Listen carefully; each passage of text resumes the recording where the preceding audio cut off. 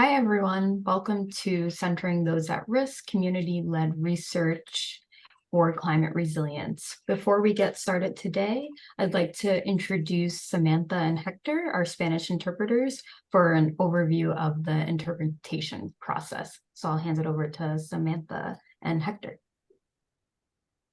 Bienvenidos a este taller, los beneficios de la investigación participativa comunitaria para informar inversiones en la resiliencia climática, centrando a quienes corren el mayor riesgo.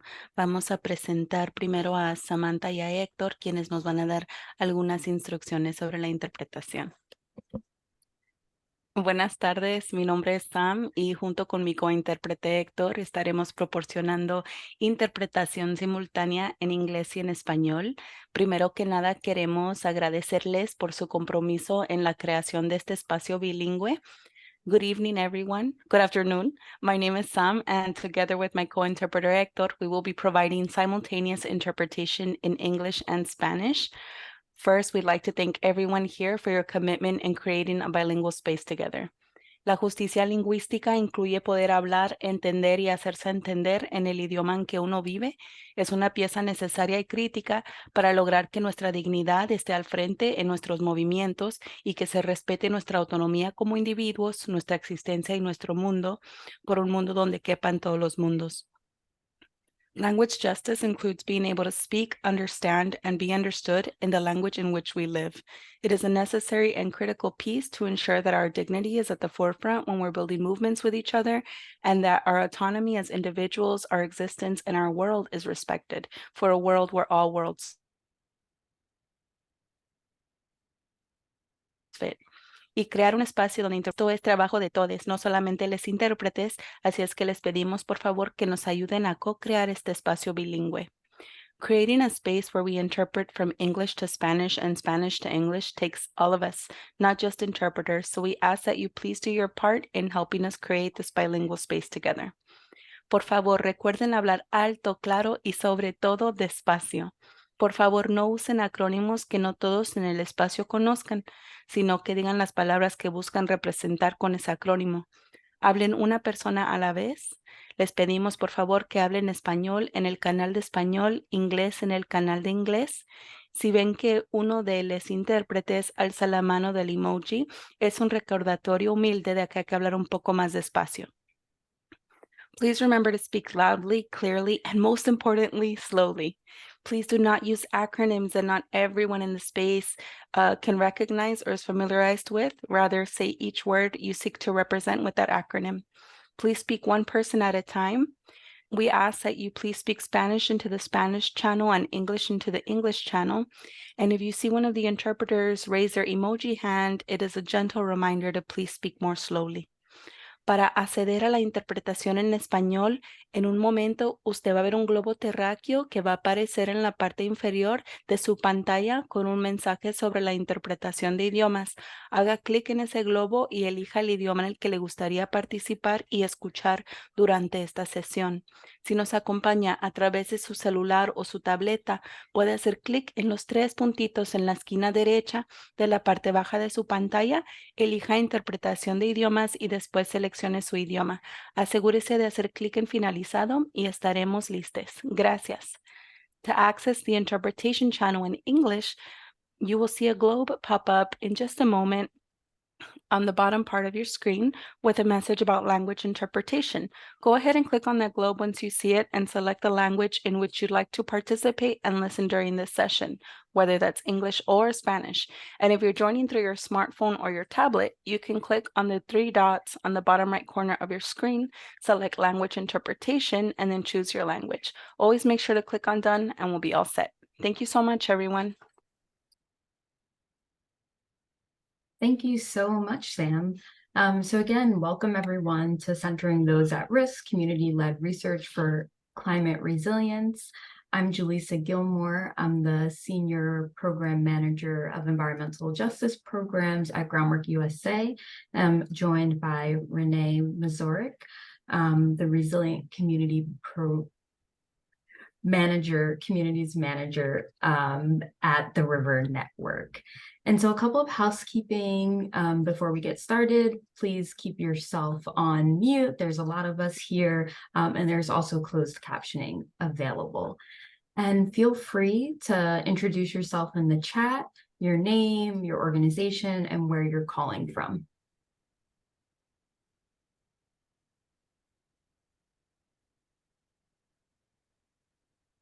There we go. So yeah, this series is hosted by the Urban Waters Learning Network. It's co-coordinated by the River Network and Groundwork USA. It's funded by the Environmental Protection Agency and the National Park Service. And the Urban Waters Learning Network is a nationwide peer-to-peer network of people and organizations working to conserve, restore, and revitalize America's waterways.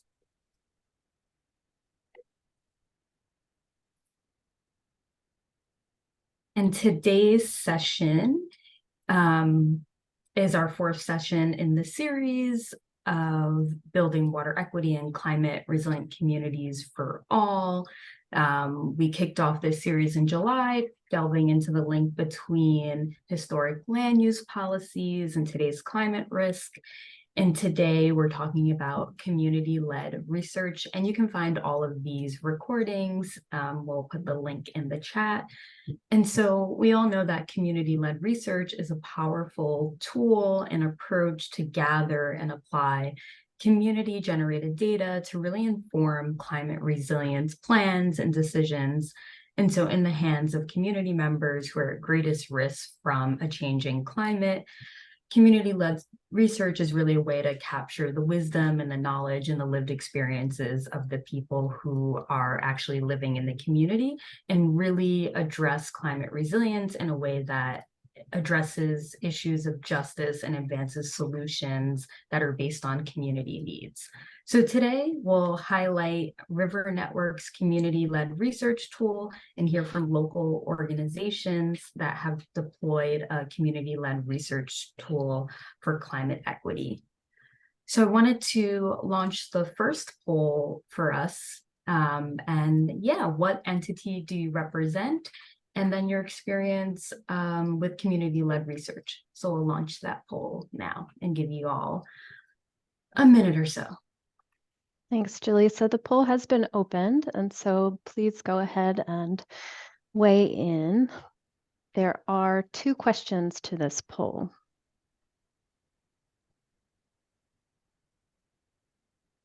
Almost halfway there. There we go.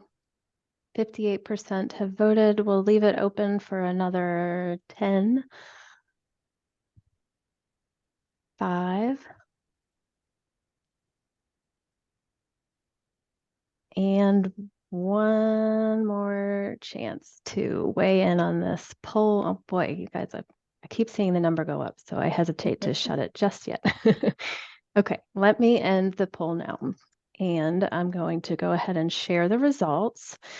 So what we're looking at are a lot of different community-based organizations, nonprofits, government agencies, federal and local, and other. So if you are other, maybe share with us in the chat what that is. And then your level of experience with community-led research. Some experience and never are at the highest. So some experience, 54%, never conducted, 36%. So we are here to do a lot of learning today, it looks like. So thank you all so much for sharing. I'm going to go ahead and stop sharing and hand it back to Jaleesa. Great. Thanks, Renee. Okay, slides. All right, so we have 4 wonderful speakers today. So we have Diana Toledo. Diana is the Senior Director of River Programs, where she's responsible for developing resources, delivering trainings, and providing technical assistance to citizen-based organizations across the U.S. in the areas of resilient cities and communities and strong organizations and leaders. She's also on the coordinating team of the Urban Waters Learning Network, and she's calling from Asheville, North Carolina. We also have David Southgate. So David C. Southgate champions climate justice through his scholarship, advocacy, and practice. David is pursuing a PhD in public affairs / community development at Rutgers University. His research sheds light onto community coping strategies that redistribute land resources in Caribbean small island developing states.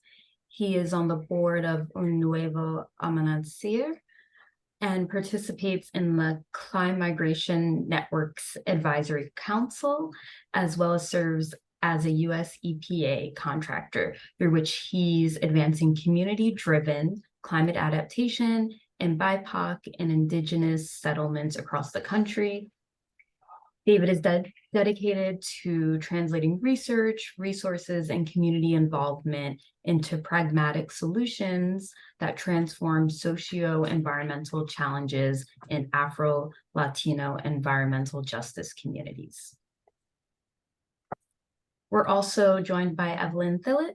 Evelyn is a member of the Playa Ponce community and has been involved in participatory research efforts through her involvement with Un Nuevo Amanecer. She's a member of various cultural organizations in Playa Ponce.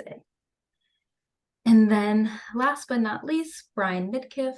Brian Midkiff is the Senior Program Manager for Groundwork San Diego's Choyas Creek, focusing on green infrastructure and climate-safe neighborhoods.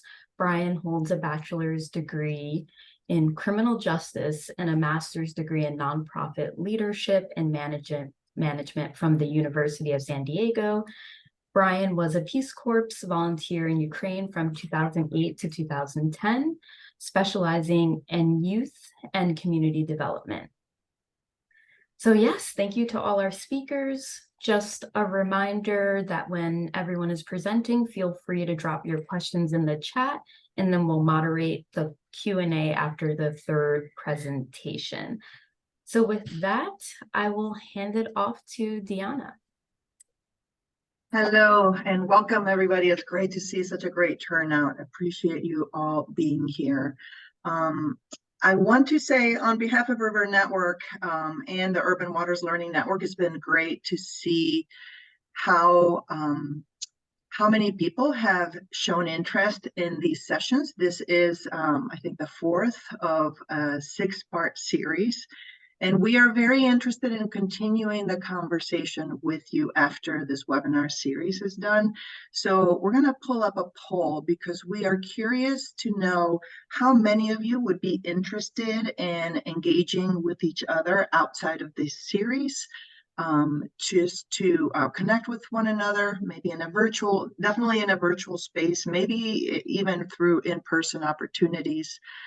So if you could pull up that poll, Renee, I don't know if you're able to. Yes, I am. So I'm going to go ahead and launch it now. Great. So this is just, we'll follow up with you.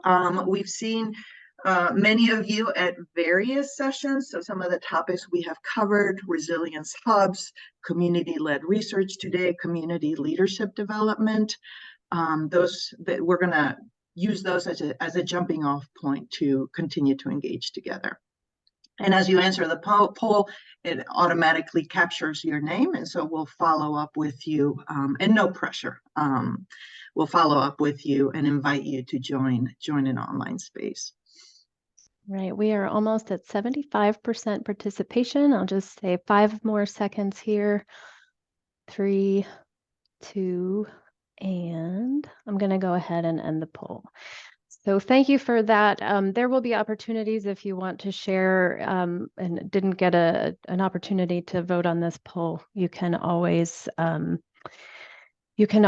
your name and email address in the chat and we can capture that there too. But there are a lot of you who are interested in this. So thank you very much. And back to you, Deanna. All right. So I want to be pretty brief today because we have amazing speakers who are doing this work on the ground. I was super excited to see how many of you here are representing government entities. And so I just want to start off by saying, the focus of this session is on community-led research. So we're really looking at communities doing their own research. But I want to encourage those of you who are part of governmental institutions to really consider supporting community-led research from wherever you're sitting. That could be by helping fund community-led research, or that could be on the tail end, accepting information and data that the community has collected to help inform planning processes, decisions of funding and investments, and just really using it to build relationships with the community, with now the understanding of how they're identifying their issues and their solutions. So please, there's a role for you here as well. If you want to advance the slide. So this work for us grew out of our support for a number of members in our network who wanted to understand how they could approach climate resilience from a community-centered place. And so we have a lot of experts, a lot of amazing organizations in our network, and a number of them were designing and implementing projects to both develop community leadership and to foster community-led research. And so we pulled a lot of those great examples into these two tools. Renee can drop it into, there's a link that can take you to both of those tools. Today, we're gonna focus on the one that sits on the right-hand side of your screen. But I do wanna say last month's session, webinar session, was focused on community leadership development, and the two strategies really are mutually supporting. So I encourage you to look at the recording of that session if you weren't able to attend. These tools were developed with support from the Kresge Foundation, the Patagonia Foundation, and National Park Service Rivers, Trails, and Conservation Assistance Program. And I don't want to take credit. My colleagues Hannah Maiko and April Engel were the authors of both of these tools. So with that, if you want to go ahead and advance. So I don't need to belabor this point. We all know that climate change has impacts that are disproportionate depending on the communities. Not only are the negative impacts of a changing climate more pronounced in communities that are low income, that are BIPOC majority, that include a lot of elderly, disabled, recent immigrants, but also sometimes the solutions, if you want to click Renee a couple of times here, sometimes the solutions that we propose are, as the headline says, widening the gap of racial impacts and inequities. So community-led research really is born out of this, this understanding that the way the climate is changing and the way we're investing in climate solutions and in disaster preparedness and disaster relief is oftentimes replicating the same inequitable systems that we're working within. And so community-led research we want to propose can be part of the solution. Next. So really briefly, the guide here is really the idea of community-led research is based on the idea that nothing about us without us, right? The community is and should be in a position to decide, to define their own reality, to define the scope of challenges that they're facing, and to generate ideas for how to solve those. Next. So the definition here, community-led research is a process through which community members come together to gather and synthesize their collective wisdom and knowledge in order to more fully understand how a problem or set of problems impact their community and identify solutions. That's the working definition. Community-led research goes by a number of names: participatory action research, community-based participatory research. There's a lot of, and we address that in the tool, a lot of different terms that get used and sometimes are different in small ways. Next. So members of our network and our partners have always understood that we need to engage with community and residents directly to really understand the problems. Likewise, to formulate solutions that are equitable and that are designed to address multiple problems that a community is facing. So when we talk about multi-benefit solutions, and a community oftentimes doesn't experience only flooding, they experience flooding, they may experience impacts of public health, inadequate transportation infrastructure, lack of affordable housing. A lived experience of a community member is a 360-degree experience. And so to formulate solutions that really begin to address a multitude of challenges, we really need to engage directly with members of that community. And so CLR, being short for community-led research, is an approach to really understand the full nature of problems from the perspective of those who experience it, and before solutions are identified and implemented, with the idea that in doing so, we can avoid that path of generating and implementing solutions that may not only not fix the challenges, not address the challenges, but in fact sometimes cause additional harm. Next. And so in the tool guide, we go through a number of benefits, and I don't want to go too deep into these. I think just instinctively, hopefully many of you understand that there are a lot of benefits. A couple that I do want to highlight is that in organizing communities to collect and understand and make meaning out of their own experience, we're building strength in the community. We're building leaders within the community who step into those roles.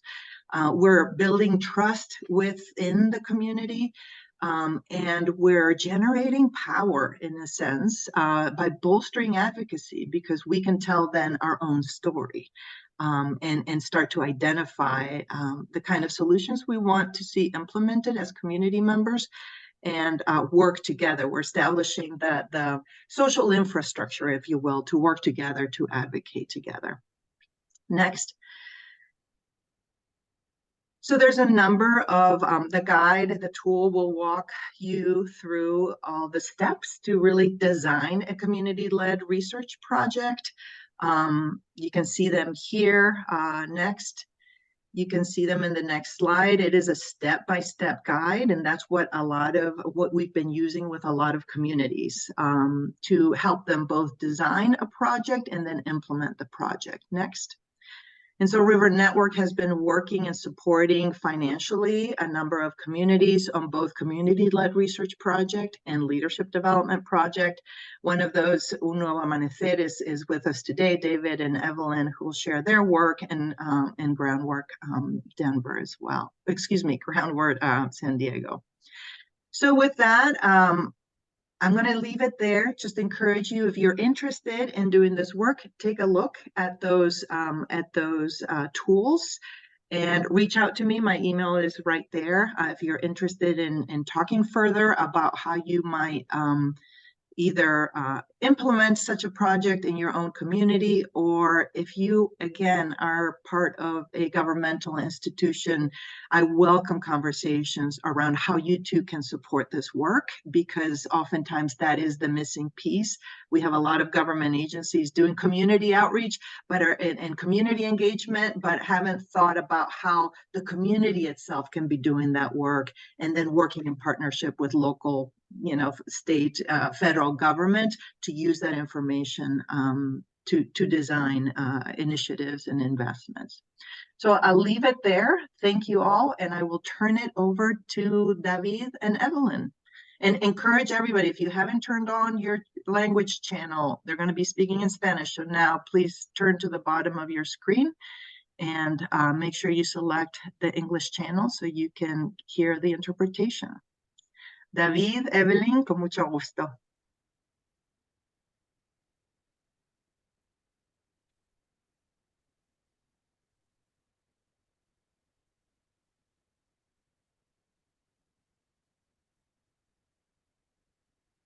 And I see he's trying to pull up his, there you go.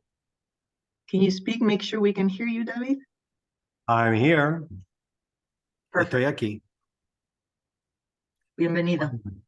Bueno, gracias por la introducción en el día de hoy. Saludos a todos de las personas en la audiencia, las personas presentes, y estoy muy complacido para compartir el espacio, el discurso en el día de hoy con mi colega Evelyn Tillet. Hola, buenas tardes a todos. Vamos a estar hablando del caso de investigación lidiado por la comunidad en la comunidad de Barrio Playa de Ponce. Para darle un contexto de dónde estamos y qué estamos hablando, se puede ver esa pequeñita estrellita, básicamente en la costa sur de Puerto Rico. Y Playa es el nombre de uno de los barrios en el municipio autónomo de Ponce. Tenemos 31 barrios en total. Playa es el barrio más grande del sur de Puerto Rico y tenemos 19 diferentes vecindarios. Tiene un centro histórico debido a su estatus como una ciudad portuario establecido bajo de la regla español. Y Playa de Ponce se desarrolló como una cultura y una identidad social distinto del resto del municipio de Ponce. Hemos experimentado una declive de población desde 20,000 en 1970 hasta un poco más de 11,000 en el día de hoy. Parte de los retos que tenemos aquí es la vulnerabilidad del clima producido por la misma sociedad. Y hay múltiples factores que se puede influenciar lo que estamos visualizando y viendo ahora mismo, un abandono del espacio. En las fotos, perdona la pornografía de desastre, pero es como una manera para comunicar lo que ocurre por lo menos una vez al año en varios sectores de nuestro barrio. Y lo podemos entender que en un sentido que la vulnerabilidad por la desacción o la inacción del Estado está provocando el desplazamiento poblacional por la insuficiencia de infraestructura que debe estar ahí presente para proteger a las personas. Obviamente, cambio climático, el incremento de las lluvias y demás está también parte del problema, pero también tenemos un nivel de pobreza, no voy a decir extrema, pero es bastante extrema en comparativo a lo que está acostumbrado a ver en los Estados Unidos allá. Y tenemos una población que está envejeciendo. Antes que comience de hablar sobre la agenda de investigación de nuestra organización a base, me gustaría hablar un poquito del tema de poder, opresión y justicia climática, porque la investigación participativa en comunidad tiene un potencial de cambiar el centro de la toma de decisiones alrededor de unas decisiones y datos informados por investigación social y espacial. Pero cuando pensamos en el concepto de poder, podemos pensar en quién tiene la habilidad de decidir para quién. Entonces, si pensamos que las relaciones en nuestra sociedad respecto a poder también es un resultado de una producción social, hoy podemos entender que poder existe y también es visible y no visible en la manera que se manifiesta. Y en una forma también está legitimizado a través de los intereses de los élites y ellos toman control y oprimen la gente a través de los aparatos estatal, las elecciones, las leyes y la reglamentación. Y entonces se puede añadir un nivel de capitalismo, racismo, encima de eso y los problemas de inclusión y la equidad que relacionan. Y una manera que podemos pensar en la investigación participativa liderada por la comunidad es que eso incrementa el poder de la comunidad en la habilidad de tomar decisiones. Entonces tenemos un ejemplo clásico de modelo de un análisis crítico de los aspectos de participación. Y si pensamos que eso es como una escalera, pues la parte de abajo es no participación, manipulación o dando terapia a la gente. Otro grado, un poquito más arriba en la escalera, tiene que ver con el tokenismo o la aplicación, la habilidad que los participantes pueden estar escuchados, pero no tienen ningún poder o real de afectar cambio actual en su entorno. Entonces también hay otro grado de participación un poquito más arriba en la escalera, que es como de compañero, que la comunidad participa y consejera en las decisiones, pero las personas que actualmente tienen el poder son las personas que deciden para nosotros. Entonces, delegación de poder es otra opción y el control de la ciudadanía, cuando los ciudadanos toman el poder decisional y toma las riendas en términos de manejo de lo mismo poder en la manifestación de sus áreas urbanas y en cómo viven. So, en esta escalera podemos observar que la oportunidad para investigación participativa en la comunidad está en la parte más arriba de ese mismo escalera de participación. Entonces, para Evelyn, vamos a hablar un poco de los beneficios de la investigación. De la investigación participativa. Estos incluyen los siguientes puntos. La investigación participativa enfoque en las realidades del lugar y de la cultura. Hicimos una encuesta, ¿verdad? Sí, fuimos por varios barrios del sector playa. Hicimos una encuesta y hubieron puntos que no se tocaron, David, que son bien importantes. Por ejemplo, el incluir en esta encuesta, considerar lo que es las mascotas de la familia. Es bien importante porque cuando hay un plan de resiliencia, cuando hay un plan para desalojar en caso de una emergencia, muchas de las personas no van a querer abandonar su área si no se toma en consideración, ¿verdad?, el trasladar sus mascotas con ellos o llevarlos a albergues o refugios. Pero entonces esa información se nos pasa cada vez que hay un estudio en playa.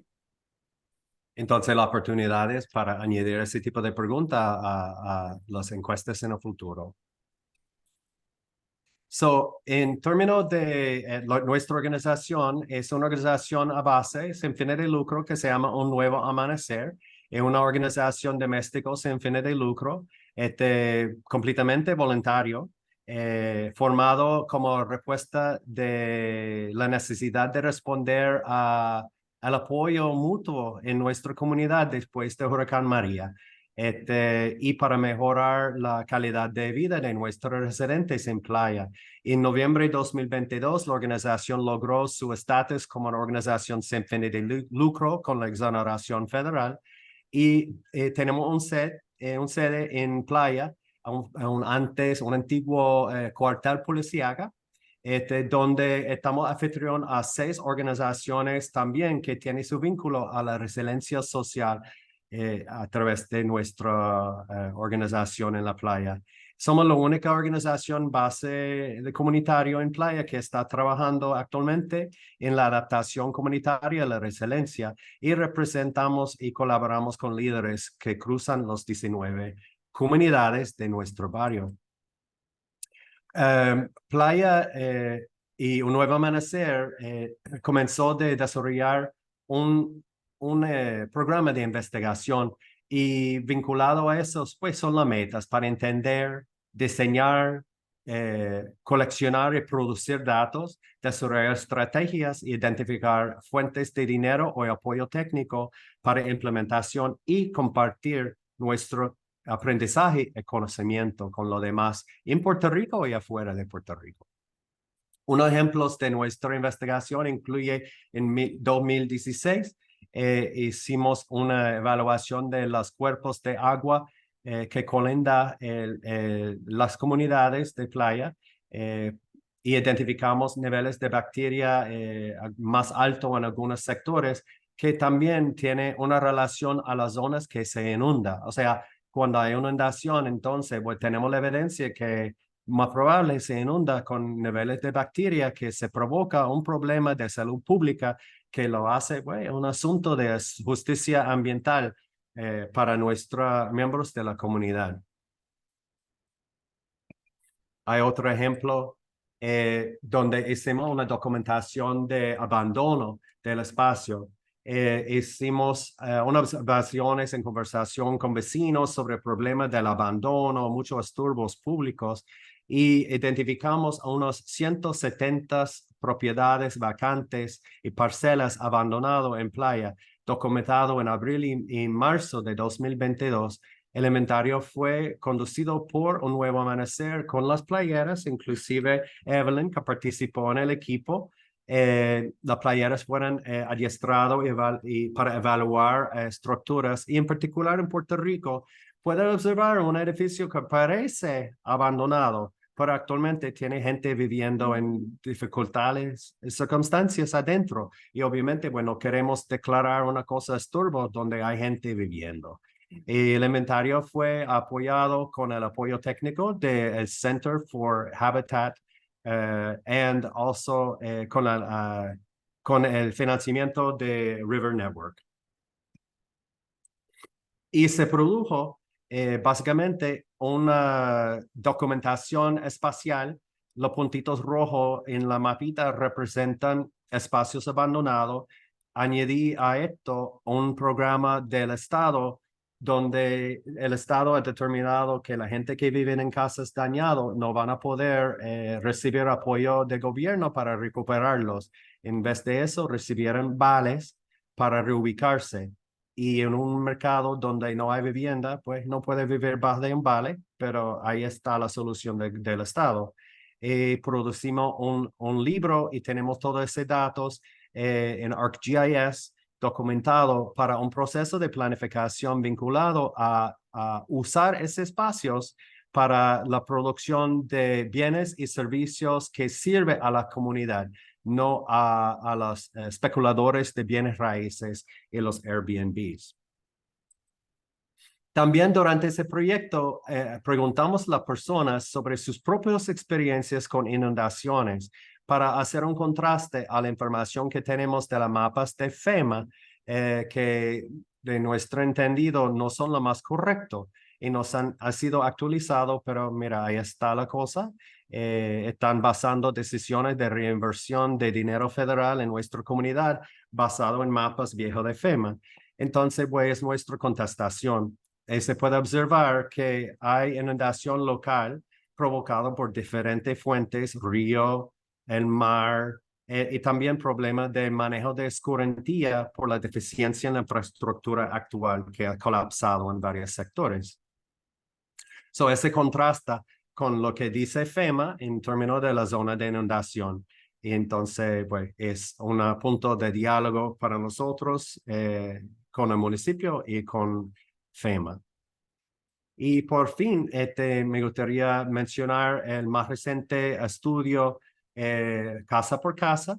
Determinamos unas 7 zonas más vulnerables a la inundación y más vulnerables socialmente. Hicimos una investigación transeccional exploratoria y una muestra de conveniencia donde el equipo, incluyendo a Evelyn, fueron casa a casa, visitaron 650 casas, 240 personas contestaron la puerta y contestaron la encuesta. Esa investigación de instrumento fue coproducido en diálogo con 5 líderes comunitarios para que las preguntas y el idioma va alineado con la experiencia cultural y el idioma en Puerto Rico.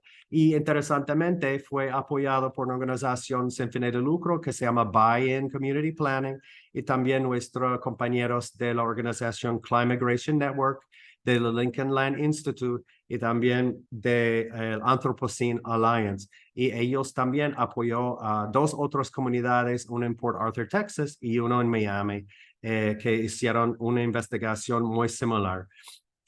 Fueron casa a casa durante mayo hasta agosto y utilizaron tabletas Androids a la mano y preguntaron a la gente directamente las preguntas de la encuesta.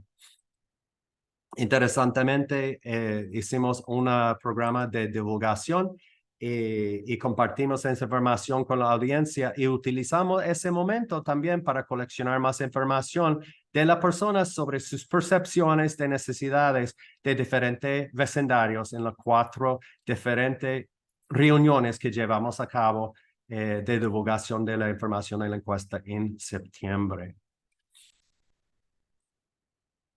Entonces, ¿qué vamos a hacer con dichos datos?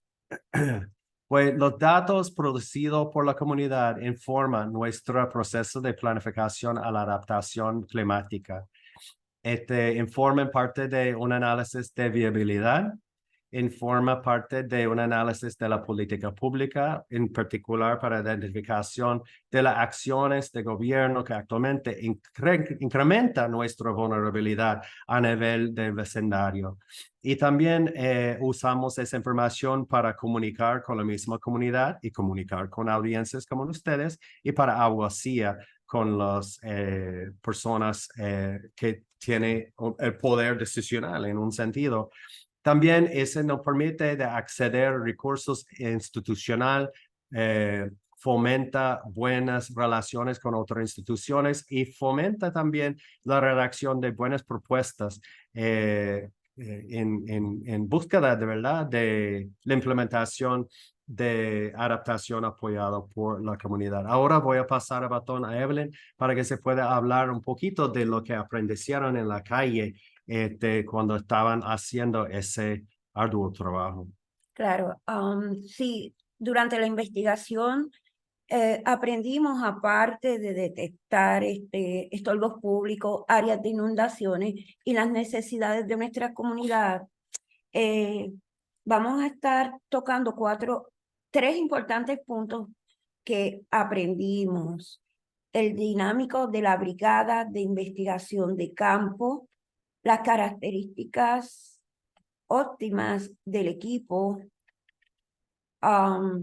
y por último, las colaboraciones institucionales.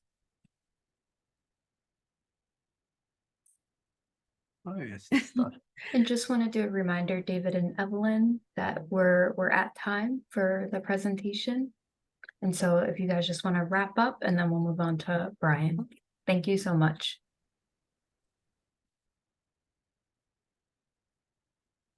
Super, tenemos 3 slides más y ya estamos terminados. Pues rapidito, una de las dinámicas es la actitud. Es importante el compromiso del trabajo en equipo y armonía, ya que con esto logramos que los residentes tengan más confianza cuando vamos a hacer cualquier estudio y nos acercamos a ello. La supervisión en línea con autoridad de ajustar al trabajo también es otro punto muy importante, ya que el equipo debe estar preparado para afrontar situaciones reales. Cuando hay cambios en los mapas, también tenemos que ajustarnos a esto. Y bien importante que el equipo de investigadores adiestrados estén bien adiestrados con el uso de la tecnología, aunque sea lo básico, y cómo interpretar lo que vamos a preguntar en esas encuestas.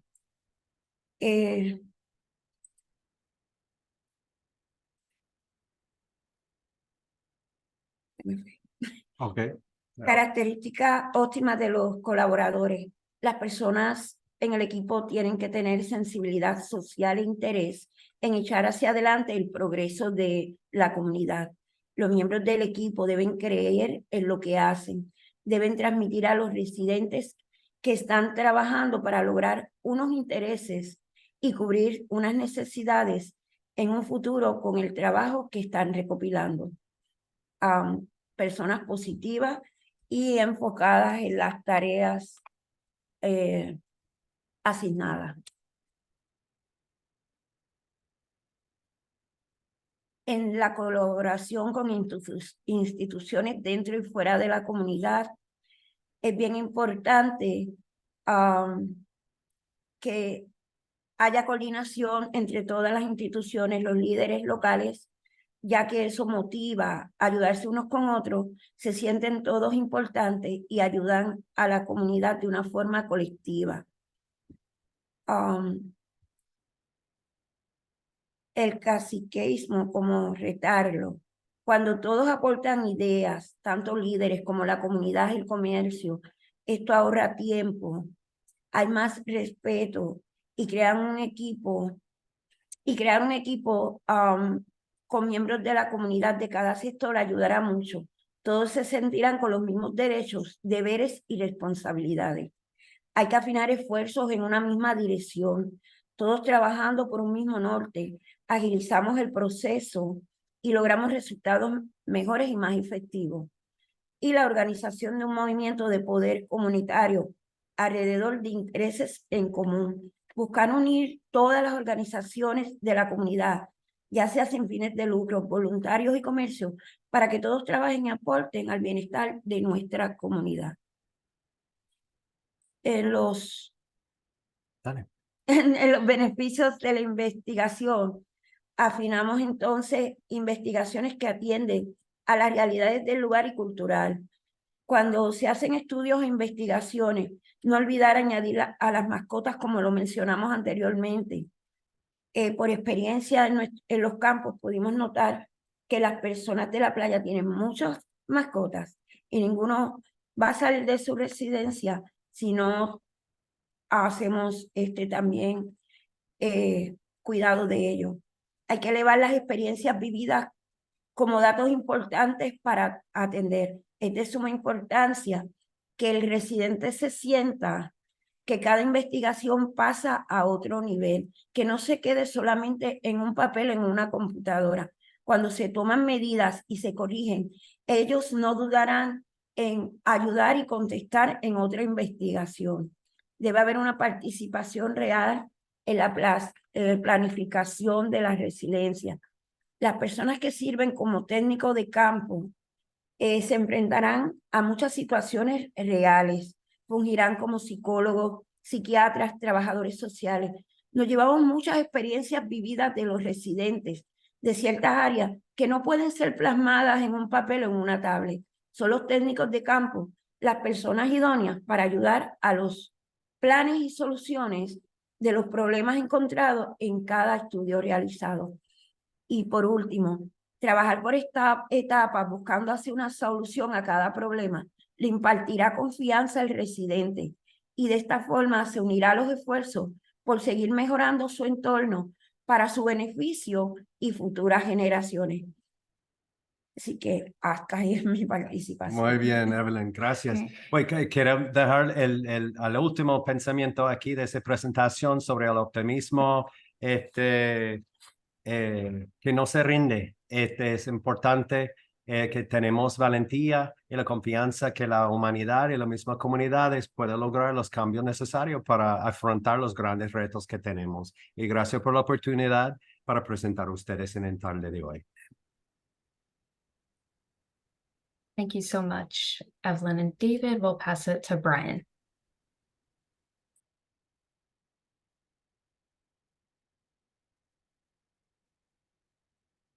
Hi, good morning and good afternoon to some of you.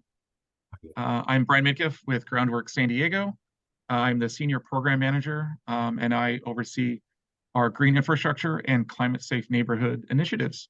So thank you for the invitation to speak. I'm really excited to share our story and what we do to improve our communities. So Groundwork San Diego is a growing grassroots nonprofit in San Diego, part of the Groundwork USA network. And we have received city designation to be the protector of the Choi's Creek watershed and its residents, organizations, and businesses, along with the canyons, trails, parks, and open spaces that intersect our region. So we reach about 1,000 middle school and high school students each year through our outdoor STEAM classroom at a middle school just down the street from us. That's the picture up on the top right. And we also teach families and residents how to adapt to climate change and improve the quality of their homes and neighborhoods. Again, through STEAM style education, as well as hands-on activities such as planting trees, learning about water quality, pollution reduction, energy, all of that kind of stuff. We also work really closely with our nonprofit and government partners to ensure that immediate and upcoming infrastructure improvements are implemented through a lens of sustainability, equity, and inclusion. The Choice Creek watershed encompasses eastern and southeastern San Diego. The canyon and river network crosses through dozens of neighborhoods and empties into the San Diego Bay near downtown.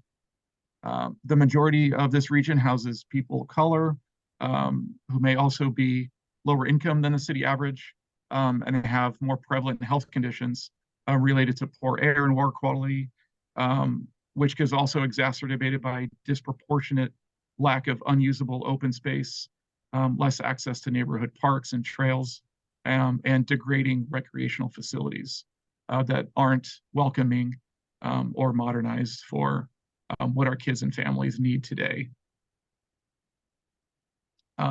Community engagement is the most important component of what we do. We host monthly meetings and speak daily to residents, government and community leaders, and other nonprofits who represent and advocate for our watershed and the communities that encompass it. We research and address climate issues, upcoming city projects and proposals like new parks, stormwater diversion projects, and new bike lanes on urban streets. And we also help with ideas for repairing and reconnecting our watershed communities through active transportation and other types of strategies. We also create surveys and feedback portals for our residents, for our partners, and even some of our government representatives for collecting empirical data and personal stories that address neighborhood deficiencies and also solicit creative ideas for how we can correct those problems or what to make neighborhoods more beautiful, more welcoming, and more livable. We then offer immediate solutions to residents. Something as simple as buying an electric vehicle to lower their home energy costs or their gas bill, visiting a park and taking their kids out to get some fresh air and play on grass and equipment and things like that. Attending a city council meeting to learn about how budgets are made and how the legislative process works, landscaping their yard, or just speaking up about the needs they have for making their neighborhoods more livable. And one of the best ways to communicate those needs is to attend community meetings or be a part of a community-based organization. And these are city-recognized groups that represent geographic boundaries. And these, for San Diego, they are community planning groups, community recreation groups, and community councils. These groups review and make recommendations on proposed city projects, like housing and commercial developments, water and sewer construction, street repair, and park improvements. Groundwork San Diego fiscally sponsors many of these groups who don't have the resources they need to get out in the community and reach the residents they need. And we do that through hosting websites, purchasing hybrid meeting facilitation like cameras, Zoom accounts, speakers, projectors, all of that kind of stuff, as well as creating and sharing documents and the best ways for communicating their message into the public, and any other tools they need to improve their operations, which then meets the city's requirements for being a recognized organization, as well as just being a good steward of their community. And the most important aspect of what we do with these community-based organizations is a feedback loop. Once they share with us or they share with their group what their street or their neighborhood needs, we make sure that we collect all of that information, share it with the group, share it with city leaders, and then follow up afterwards to find out what the response was from the city, whether or not it will be addressed, whether there's a project proposal on the works, or if any money has been allocated to that project to meet the needs of the residents. We then continue that cycle of collecting the data, collecting the feedback, finding out from the city what's needed, and making sure that residents are getting what they need. And one of the most active organizations is the Choice Creek Coalition. This is a collaboration of Groundwork San Diego staff and representatives of all of those organizations in our region, as well as city council members and their representatives, city department leaders, like in planning and parks and rec, stormwater, all of those. We have environmental nonprofits as a part of this network, as well as professional advisors who are urban planners, they're architects, hydrologists, or even professionals in native landscaping. They all help us advance proposals to the city based solely on what our residents are telling us, and what their needs are, what they see as a problem or as a creative solution to something. And they also help us implement all of those elements of the improvement into our watershed. So if they want to see a park, they tell us, they tell the coalition, they tell the city exactly what those park features should be, not what the city believes they should put in there. One, it's a good use of tax dollars, and another, it makes sure that the residents are going to use that playground equipment because it's age appropriate. It's safe to use on a really hot day. It has shade. There are benches and tables for the families to spend time in. So meeting the needs of the residents isn't just about checking a box, but it's really doing what is best for those residents, especially, again, looking through the lens of equity and inclusion. And one of our proudest achievements is an upcoming construction project called Federal Boulevard. This is a 5-year ordeal with Groundwork San Diego, our group members, our residents, as well as city department representatives who have been instrumental at helping us implement a brand new neighborhood park. And the significance of this park, it is the first time that a nonprofit has been permitted to build a park on city land.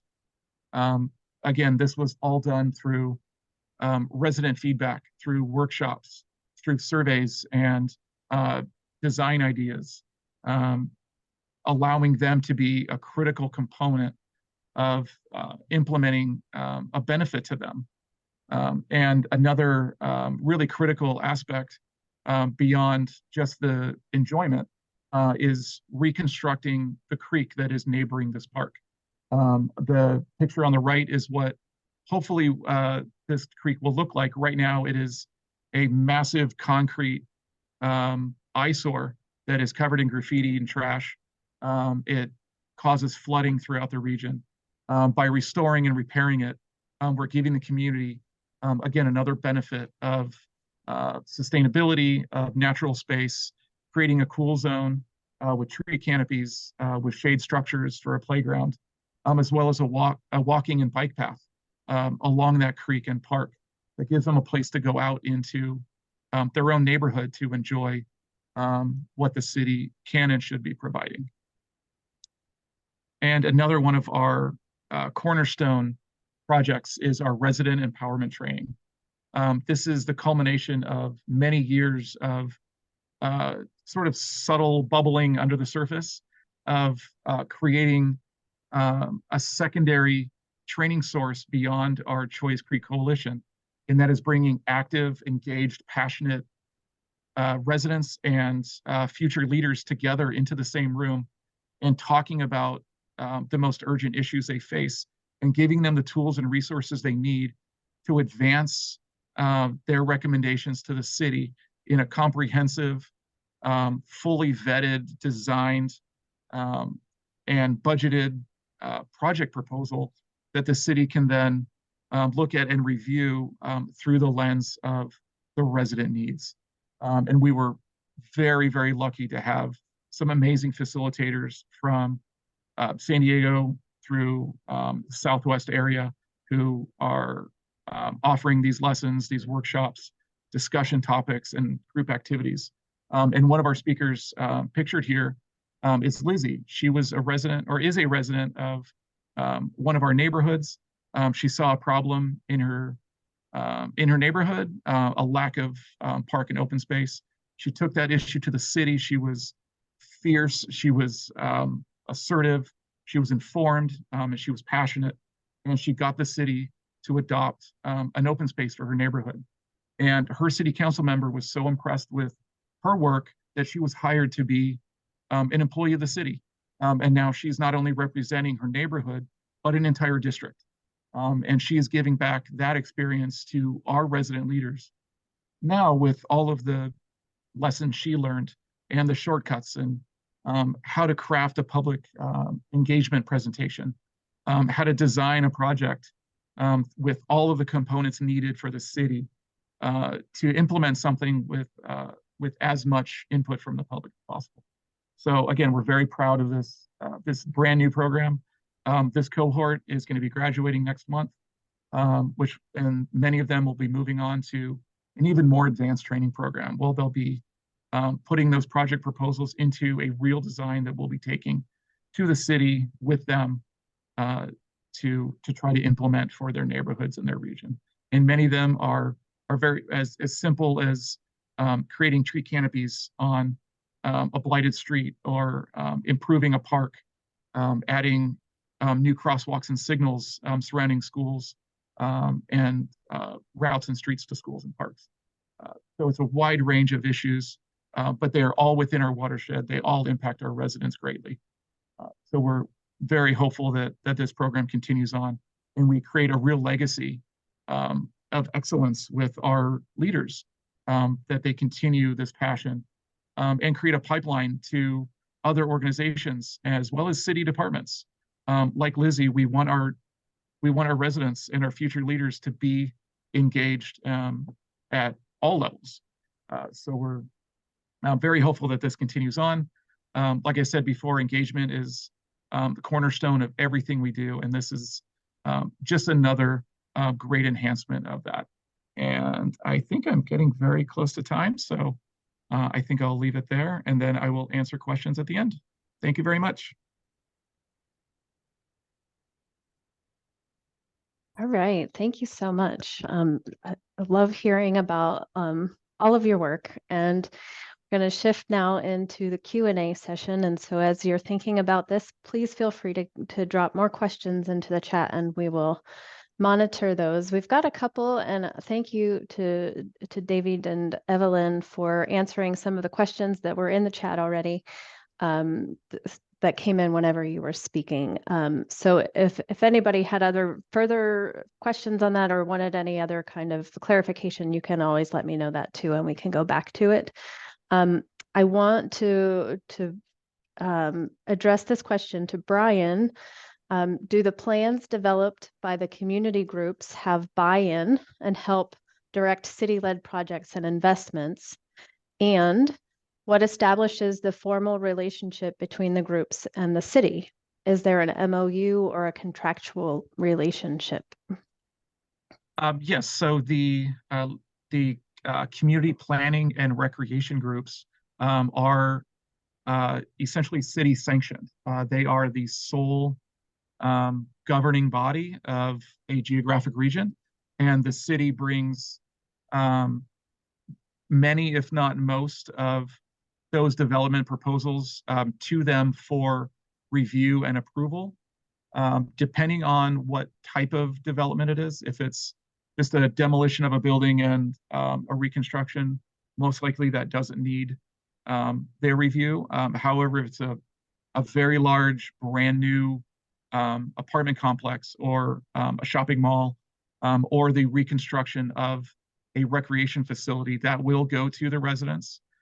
They've been trained on how to review those designs, the environmental impact, the financial commitment of the city, as well as private investors, and make recommendations on what should change, what should be eliminated, and then provide those direct comments to the city.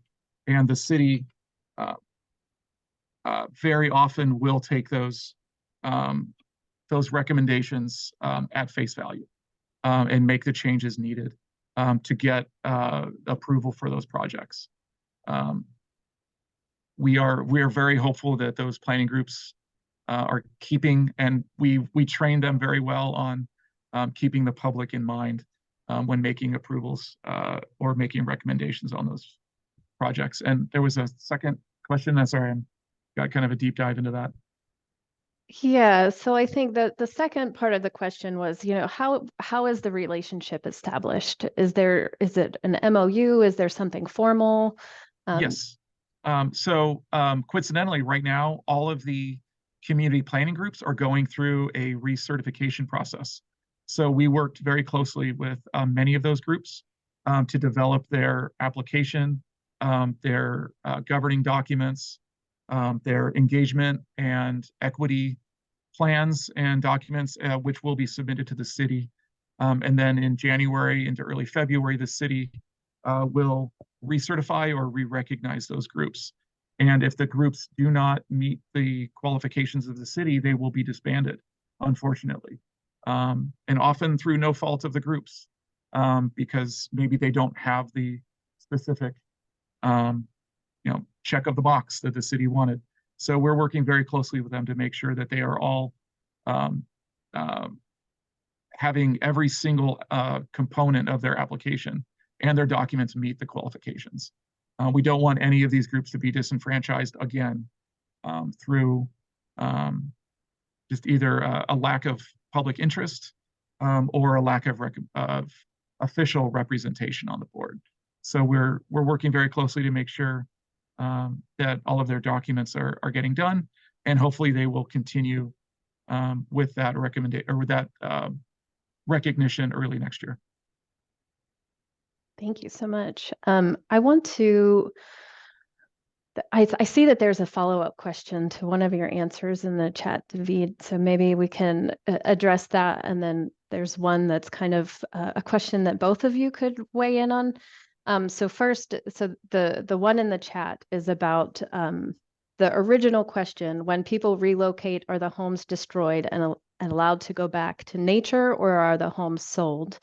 And the answer in the chat is that the homes, it depends on the restrictions of the agency that funds the home acquisition. So FEMA mandates that the properties never be built on again, and HUD doesn't legally require the same.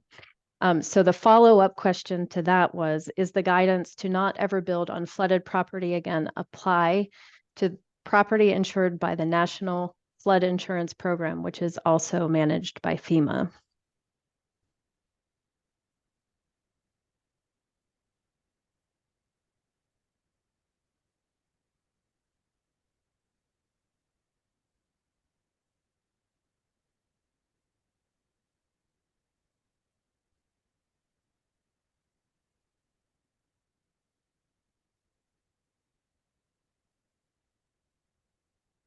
I'm not sure that I can hear. Estuvimos tratando de entender la pregunta, Raymond, porque estamos escuchándolo en español. Pero lo que escribe en el chat es cierto, dependiendo en la fuente de dinero que financia esa adquisición. FEMA requiere que nada está construido ahí, está preservado siempre como un área verde. Y en Puerto Rico, que se usa los fondos de HUD, pero el programa está implementado por el gobierno local. Yo leí los códigos que hablan de lo mismo. Y lo que dieron era la intención. Hay una intención de preservarlos. Pero también en la próxima cláusula le dice, pero el nuevo dueño, que será el Departamento de Vivienda de Puerto Rico, te reserva la posibilidad de vender o traspasar las propiedades a otras entidades y lo deja abierto así. Así que para mí ese no tiene dientes y está abierto para especulación de bienes raíces.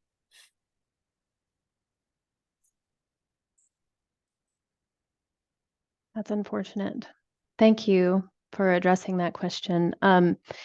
I want to address this to either of you, both of you, speaking the speakers today.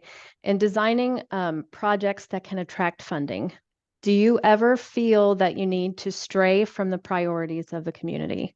And this is a question that being asked, trying to understand what tensions come up between community input and funder priorities.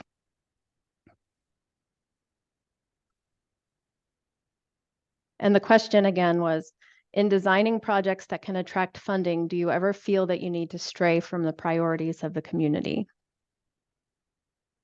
I can jump on that. Like I described, our Federal Boulevard Park and channel improvements. It is funded by 3 state agencies. So it's almost $10 million of taxpayer dollars. And we are very aware of what their requirements are. But we also designed the project to meet the needs of the community first. And we ensured that it was 100% community benefit. The park design, the trail design, the creek restoration was all about creating a space that the public can use, not just about doing a project that is personally important for us as an organization. So, like I said, the entire process of creating and submitting this project for funding was initiated by the public, and every aspect of it has the fingerprints of our residents and our stakeholders. And we had very little trouble trying to blend the two, because we found a series of grants that were almost identical to each other. So we just had to write the grant that accomplished all of those needs. Great, thanks. David, Evelyn? Sí, rapidito para decir que hay un reto en los Estados Unidos en términos de la fragmentación de los recursos y la disponibilidad y distribución de lo mismo. Así que en comunidades como nosotros, donde de verdad la prioridad de la gente no entra en la decisión de gobierno cuando está tomando decisiones en respecto al desarrollo económico, simplemente no estamos en la mesa, estamos en el plato, para decirlo, pero no en la silla alrededor de la mesa.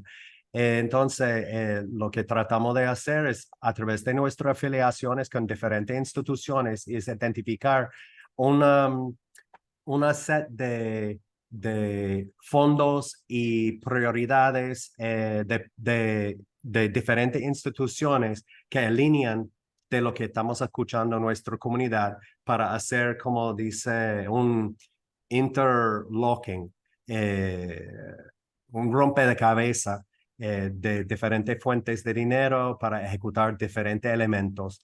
Y hasta ahora, pues, está funcionando, pero ha sido un excelente paso de la organización a recibir su exoneración federal, porque eso nos permite de controlar el proceso un poquito más en vez de depender en instituciones que tal vez no comparten el mismo ideología o sentido de urgencia de nuestra comunidad.